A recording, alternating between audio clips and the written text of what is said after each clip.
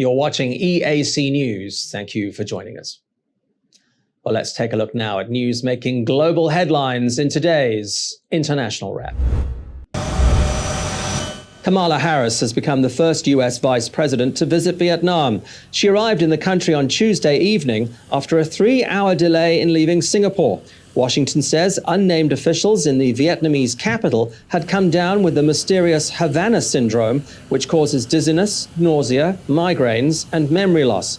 It wasn't until it had been determined that there was no threat to the vice president that she was allowed to take off. Harris arrived in Hanoi after a 3-day visit to Singapore, where she used a speech to slam China for what she called its attempts to lay claim to the South China Sea, seen as critical to US security. Our vision includes freedom of navigation, which is vital to us all. The livelihood of millions of people depend on the billions of dollars in trade that flow through these sea lanes each day.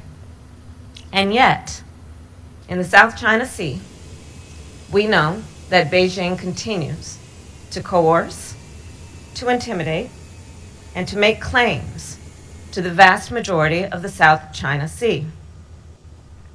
And Beijing's actions continue to undermine the rules-based order and threaten the sovereignty of nations. The United States stands with our allies and partners in the face of these threats.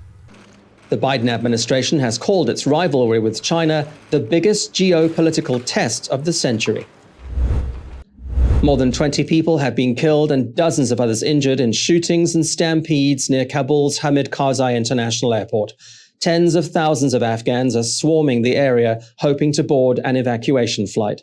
Most are not holding passports or identity documents.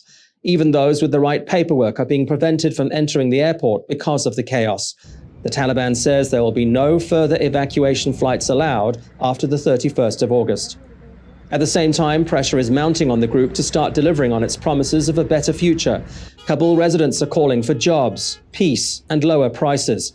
Even before the Taliban swept into the city on the 15th of August, conditions had been getting worse, with their rapid advance on the capital sending the value of the local currency plunging against the dollar, pushing prices of basic foodstuffs ever higher.